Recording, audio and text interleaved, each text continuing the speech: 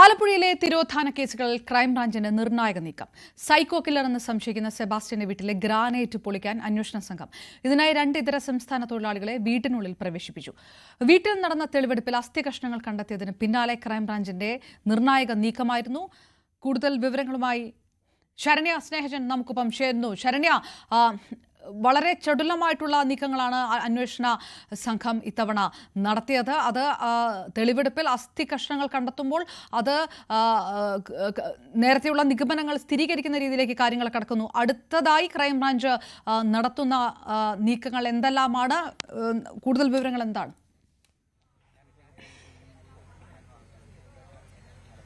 അപർണ, രാവിലെ മുതൽ നടത്തിയ പരിശോധനയിൽ വിവിധ ഭാഗങ്ങളിലായാണ്, അതായത് സെബാസ്റ്റ്യന്റെ പുരയിടത്തിന്റെ വിവിധ ഭാഗങ്ങളിലായാണ് പരിശോധന നടന്നത്. ആദ്യം കഴിഞ്ഞ ദിവസം അസ്ഥി കഷ്ണങ്ങൾ കണ്ടെത്തിയ ഭാഗത്ത് JCB ഉപയോഗിച്ച് കുഴിച്ചുള്ള പരിശോധനയാണ് നടത്തിയത്. അവിടെ നിന്നും വീണ്ടും മൃതദേഹാവശിഷ്ടങ്ങൾ ലഭ്യമായിട്ടുണ്ട് എന്നുള്ളതാണ്. പിന്നീട് വീടിന്റെ പിൻഭാഗത്തുള്ള കുളങ്ങൾ അടക്കമുള്ള ഭാഗങ്ങൾ കുളം വറ്റിച്ചു.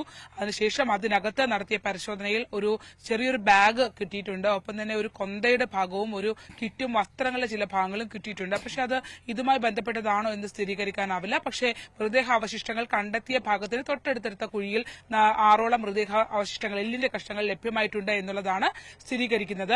ഒപ്പം തന്നെ ഇപ്പോൾ നടക്കുന്നത് വീടിന്റെ പിൻഭാഗത്ത്, അതായത് സെപ്റ്റിക് ടാങ്കുകൾ അടക്കമുള്ള ഇടങ്ങൾ പരിശോധിച്ചു. അതിൽ നിന്ന് മറ്റൊന്നും ലഭ്യമായിട്ടില്ല എന്നുള്ളതാണ് ലഭ്യമാകുന്ന വിവരങ്ങൾ. ഒപ്പം തന്നെ വീടിനകത്ത് സെബാസ്റ്റിനെ കൊണ്ടുപോയുള്ള പരിശോധന നടക്കുന്നുണ്ട്. വീടിനകത്ത് വന്ന ഘട്ടത്തിൽ തന്നെ, തുടക്കം മുതൽ തന്നെ സെബാസ്റ്റിനകത്താണ്. സ്പോട്ടിലേക്ക് അല്ലെങ്കിൽ അസ്ഥികൾ കണ്ടെത്തിയ സ്ഥലത്തേക്ക് ഒന്നും കൊണ്ടുവന്നുള്ള ഒരു വെരിഫിക്കേഷൻ കാര്യങ്ങളൊന്നും അവിടെ ഉണ്ടായിട്ടില്ല. മറിച്ച് ഈ ഏകദേശം വീടിന്റെ പിൻഭാഗം മുഴുവൻ JCB ഉപയോഗിച്ച് പല ഇടങ്ങളിലായി മണ്ണ് മാന്തി പരിശോധിച്ചുകൊണ്ടേയിരിക്കുകയാണ്. ഒപ്പം ഇതിനകത്ത് ഏറ്റവും നിർണായകമായത് വീടിനകത്തെ ഇപ്പോൾ സെബാസ്റ്റ്യന്റെ ഒരു മുറി ഗ്രാനൈറ്റ് ഉപയോഗിച്ചാണ് നിർമ്മിച്ചിട്ടുള്ളത്. അത് പുതിയതായുള്ള നിർമ്മാണമാണ് എന്നുള്ള വിവരം ലഭ്യമായിട്ടുണ്ടായിരുന്നു. അതിന്റെ അടിസ്ഥാനത്തിൽ അന്യസംസ്ഥാന തൊഴിലാളികളെ കൊണ്ടുവന്ന് ഈ ഗ്രാനൈറ്റ് നീക്കം ചെയ്തു. ഇപ്പോൾ അതിന്റെ തറഭാഗം പരിശോധിച്ചുകൊണ്ടിരിക്കുകയാണ്. ഇതിൽ ഏറ്റവും പ്രധാനം ഇത്തരത്തിലുള്ള പരിശോധനകളൊക്കെ നടക്കുമ്പോഴും ഈ അസ്ഥി കിട്ടുന്ന അടക്കമുള്ള കാര്യങ്ങൾ ലഭ്യമാകുമ്പോഴും ഇതൊന്നും തനിക്ക് യാതൊരു ബന്ധവുമില്ല എന്നുള്ള വിശദീകരണം തന്നെയാണ് ഇപ്പോഴും അയാൾ നൽകിക്കൊണ്ടിരിക്കുന്നത് എന്നുള്ളതാണ്. അന്വേഷണ സംഘത്തോട് ചോദ്യം ചെയ്യലിനോട് ഒരു ഘട്ടത്തിലും അയാൾ സഹകരിക്കുകയും ചെയ്യുന്നില്ല. ഒരു ഘട്ടത്തിൽ നമ്മൾ ഈ പിന്നിലായി കാണുന്ന ഭാഗത്ത് പഴയ വീടിന്റെ തന്നെ ഒരു ബാത്റൂം ഭാഗം ഉണ്ടായിരുന്നു. അവിടെ ആ ഭാഗത്ത് കടാവർ നായകളെ ഉൾപ്പെടെ കൊണ്ടുവന്ന് പരിശോധിച്ചിട്ടുണ്ടായിരുന്നു. അതിനകത്ത് അവിടെ ചില കാര്യങ്ങൾ പോലീസ് രേഖപ്പെടുത്തുകയും ചെയ്തിട്ടുണ്ട്.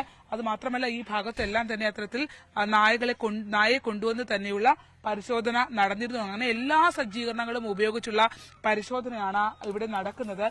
പക്ഷേ തുടക്കത്തിൽ കണ്ടെത്തിയ സംഭവങ്ങൾക്ക് അപ്പുറത്തേക്ക് മറ്റൊന്നും കണ്ടെത്താനായി അന്വേഷണ സംഘത്തിന് കഴിഞ്ഞിട്ടില്ല എന്നുള്ളതാണ്. വീടിന്റെ ഓരോ ഭാഗങ്ങളും, ഇപ്പോൾ 2.5 ഏക്കറാണ് ഈ പുരയിടമുള്ളത്. വീടിന്റെ ഓരോ ഭാഗത്തും പരിശോധന നടത്തി.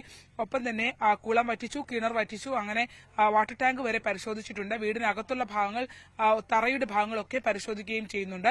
എന്തായാലും വളരെ പ്രധാനപ്പെട്ട ജൈനമ്മ തിരോധാന കേസിൽ ഇപ്പോഴും അന്വേഷണ സംഘം വിശ്വസിക്കുന്നത് ഇവിടെ ലഭ്യമായിട്ടുള്ള ആ മൃതദേഹാവശിഷ്ടങ്ങൾ അത് ജൈനമ്മയുടേതായിരിക്കുമെന്നുള്ള ഒരു വിശ്വാസത്തിൽ തന്നെയാണ് അന്വേഷണ സംഘം മുന്നോട്ട് പോകുന്നത്. 2 ജില്ലകളിൽ നിന്നുള്ള, കോട്ടയത്തെയും ആലപ്പുഴയിൽ നിന്നുള്ള ക്രൈംബ്രാഞ്ച് സംഘങ്ങൾ, അവരുടെ ഉന്നത ഉദ്യോഗസ്ഥർ അടക്കമുള്ള ആളുകൾ രാവിലെ മുതൽ ഈ സ്പോട്ടിൽ ക്യാമ്പ് ചെയ്യുന്നുണ്ട്.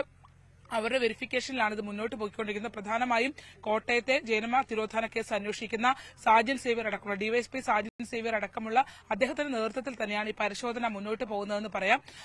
ഇത്രയും നമുക്കറിയാം, നിരവധി തിരോധാന കേസുകൾ ഈ സെബാസ്റ്റ്യനുമായി ബന്ധപ്പെട്ട് ഉണ്ടെങ്കിൽ പോലും ഇതിനകത്ത് പോലീസിന് ഒരു തുമ്പ് കണ്ടെത്താൻ കഴിഞ്ഞിട്ടുള്ളത് ജൈനമ്മ തിരോധാന കേസാണ്. അതിലെങ്കിലും മറ്റുള്ളതിലൊക്കെ തന്നെയും സെബാസ്റ്റ്യന്റെ ഒരു ഇൻവോൾവ്മെന്റ് അറിയാമെങ്കിൽ പോലും അത് സ്ഥിരീകരിക്കുന്നതിന് കാലപ്പഴക്കമടക്കമുള്ള കാര്യങ്ങൾ അവർക്ക് പ്രശ്നം നിൽക്കുന്നുണ്ട്. അതുകൊണ്ട് തന്നെ ഈ വീണ് കിട്ടിയ തുമ്പിന്മേൽ പിടിച്ചു കയറാനുള്ള ശ്രമത്തിൽ, കഠിന പരിശ്രമത്തിലാണ് അന്വേഷണ സംഘം. അപർണ. ശരണ്യ സ്നേഹജൻ വിവരങ്ങൾ നൽകിയത്.